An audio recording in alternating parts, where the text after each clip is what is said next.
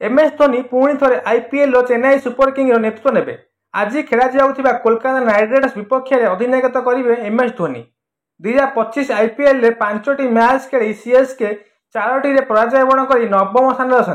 बर्तमान नियमित अधिनायक ऋतुराज गायकवाड़ आहत समस्या बाहर होती। एवं समस्त नजर रही परिस्थिति में एमएस धोनी सीएसके अभियान को पुनर्जीवित करने कौन पदक्षेप नेउछंती। धोनी पूर्वर 2008 ରୁ 2023 पर्यंत सीएसके अधिनायकत्व करथिले एवं 5टी आईपीएल टाइटल जीतिले। से 2024 सीजन पूर्व गायकवाड़ को अधिनायकत्व हस्तांतर करथिले। तेबे 30 मैच रे जोफ्रा आर्चर को एक शॉर्ट बॉल द्वारा गायकवाड़ आघात होइतिले एवं सेबेठारु से 2टी मैच खेलिचंती। गायकवाड़ दिल्ली कैपिटल एवं पंजाब किंग्स विपक्ष में जंत्रणा मध्य खेलिथिले।